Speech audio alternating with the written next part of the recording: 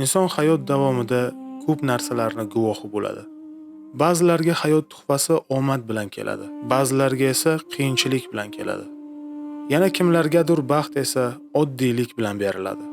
Lekin haqiqat shunda, bularning barchasi sinov. Ideal inson bo'lish shart emas. Chunki inson aynan Alloh bergan sinovlarda shakllanadi.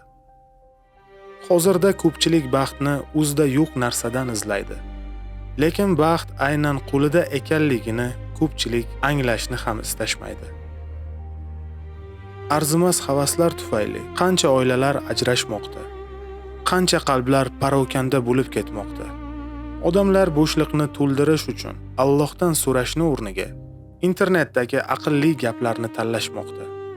Umid bermaydigan odamlardan umid sotib olishmoqdalar.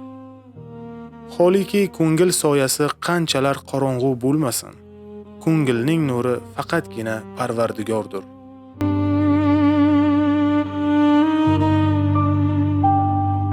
Olimlar aytgan, bosh egib gapirsang, qalb titraydi. Haqiqatga yuz tutsang, ong yoriladi. Yomonlikka, razillikka muhabbat qo'ymasang, yurak va ong porlaydi. Va bu narsalar har bir insonning qalbida jasorat. Bu muhabbatning asosiy mazmuni va nihoyat adolatdir. Biz kimlarnidir yomon deb ayblasak, go'yo ko'zguga qaraganday bo'lamiz. Mehrni unutsak, boshimiz egiladi. Axir Parvardigor bizga ko'z berdi, osmonga qarash uchun. Parvardigor yaratgan mo'jizalar, yulduzlarni sanash uchun. Yurak berdi, ezgulikni sevish uchun. Ong berdi, haqiqatni tushunish uchun. Bu gaplar albatta egasini topadi. Hozir hech kimga oson davr emas. Ko'pchilik haqiqiy inson bo'lishni unutgan zamondamiz. Lekin biz aslida omad uchun emas, adolat uchun yashashimiz kerak. Adashganlarni ayblash emas, ikkiga bo'lingan qalblarni birlashtirishimiz kerak. Chunki bu dunyoda ulug'lar yashagan. Ular bir paytlar buyuk amallar qilgan. Bizda nafrat millat emas edi. Biz hali ham o'shamiz. Biz hali ham o'shamiz. Buyuklarning avlodi. Faqat yurak tovushini unutib qo'ydik.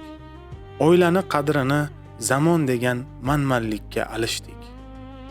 Assalomu alaykum bu oddiy so'z emas. Bu har bir qalbning tili. Farzandlarimizga, avlodlarimizga shuni eslataylik. Ko'proq kulsunlar, ko'proq mehr ko'rsinlar. Tarbiya so'z bilan emas, amal bilan o'rgatiladi. Juftimizni sevaylik.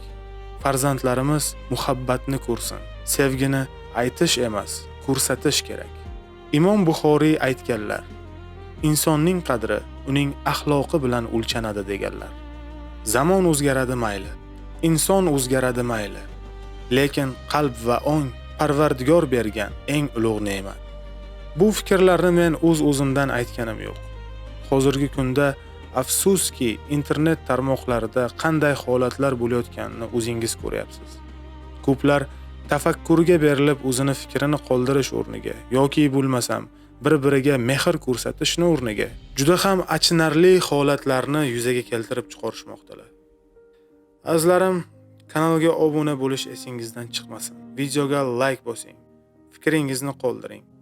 Har birimiz yurtimizning munosib farzandlarimiz. Obuna bo'lishni esingizdan chiqarmang. Kelgusi ko'rsatuvda ko'rishguncha